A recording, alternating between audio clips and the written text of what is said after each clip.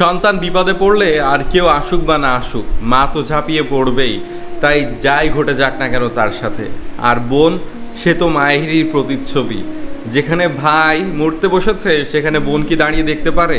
বোনও তো আসবে ছুটে ভাইকে বাঁচাতে। পাশাপাশি তিনটা কবর খোঁড়া হচ্ছে, কেন জানেন? একই পরিবারের তিনটা মানুষ একসাথেই দুনিয়া ছেড়ে চলে গিয়েছে। এরকমই একটা মর্মান্তিক ঘটনা ঘটে গিয়েছে বরিশালে। কিভাবে ঘটলো এবং কি হলো তাদের সাথে, পুরো ঘটনায় আসছি। ভিডিওটা শেষ পর্যন্ত দেখবেন এবং ভিডিওটা শেয়ার করে দিয়েন। এই যে দেখতে পাচ্ছেন তিনটা খাটিয়া রয়েছে উঠানের মধ্যে, এটা কিন্তু একই পরিবারের তিনজনের, মা, ছেলে এবং মেয়ে। মেয়েটা ছিল বড়, ছেলেটা ছিল ছোট। ছেলেটা আবদার করেছিল যে মা, আমি লেবু দিয়ে ভাত খাবো, তাই সে তার বোনকে নিয়ে লেবু তুলতে গিয়েছিল লেবু বাগানে। বরিশালের ঘটনা ভাই। তো যখন লেবু তুলতে গেল তখন হঠাৎ করেই ওখান থেকে যে বিদ্যুতের তার গিয়েছিল, ওই বিদ্যুতের তার লেবু গাছের উপর থেকে ছিঁড়ে পড়ে লেবু গাছের উপর। সাথে সাথে সেই ছোট্ট ছেলেটা বিদ্যুৎ পৃষ্ঠ হয় এবং ছটফট করতে থাকে এবং চিৎকার করতে থাকে। তখন মা সেটা দেখতে পেয়ে দ্রুত সেই সন্তানকে সরানোর চেষ্টা করে। এটা তো বিদ্যুৎ ভাই, অন্য কিছু না। আপনি ধরবেন, আপনাকে আরেকজন এসে ধরবে, তারও শক করবে।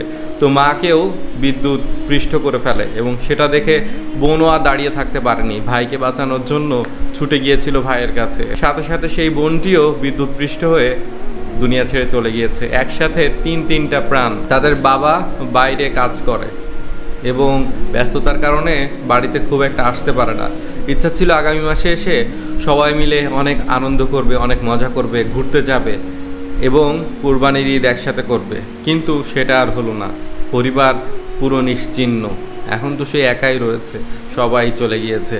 পুরো পরিবার ভেঙে পড়েছে এবং পুরো এলাকাবাসী এই বিষয়টা দেখে শোকে কাতর হয়ে গিয়েছে। এবং বিদ্যুৎ অফিস থেকেও জানানো হয়েছে যে পেছনে যদি কারো গাফিলাতি থেকে থাকে আমরা ব্যবস্থা গ্রহণ করব। এলাকাবাসী বিদ্যুৎ অফিসে ফোন দিয়ে জানিয়েছিল, কিন্তু তারা বিদ্যুৎ সংযোগ অফ করার আগেই তিনটা প্রাণ দুনিয়া ছেড়ে চলে গিয়েছে। সত্যি, কার কখন দুনিয়া ছেড়ে চলে যেতে হবে আমরা কেউ জানি না। সুস্থ সবল মানুষ একসাথে দুনিয়া ছেড়ে চলে যাচ্ছে। তাহলে আমরা এত কিসের জন্য এত বড়াই করি, কিসের জন্য এত অহংকার করি? আমাদের চলে যাওয়ার তো কোনো নির্দিষ্ট ডেট নেই। এই বাবাটা পুরো হাহাকার করছে দুইটা সন্তান এবং তার সহধর্মিণীকে হারিয়ে। পুরো পাগল প্রায় অবস্থা, বুঝতেই তো পারছেন তার মনের অবস্থা। সবাই দোয়া করবেন আল্লাহ যেন তাদেরকে জান্নাতবাসী করেন এবং এরকম অনাকাঙ্ক্ষিত ঘটনা আমাদের যেন আর না দেখতে হয়। আর বিদ্যুৎ অফিসের লোকদেরও একটু সতর্ক থাকা উচিত, তৎপর থাকা উচিত যে তাদের বৈদ্যুতিক লাইনের তারের অবস্থা কি, সেটা ছিঁড়ে পড়ে যাওয়ার মতো কিনা, সেটা এখনও ঠিকঠাক আছে কিনা। একটু মাঝে মধ্যে যদি তৎপরতা বাড়ানো যায়, যদি একটু তদারকি বাড়ানো যায়, তাহলে হয়তো এরকমভাবে অনেক বিপদ থেকে রক্ষা পেতে পারে অনেক মানুষ। তো যাই হোক, আজকের মতো বিদায় নিচ্ছি। পুরো ঘটনাটা জেনে আপনার কী মনে হলো, আপনার মূল্যবান মতামত কমেন্ট করে জানাবেন। তো আজকের মতো বিদায় নিচ্ছি, দেখা হচ্ছে পরবর্তী ঘটনায়। ততক্ষণ আমার সাথেই থাকবেন।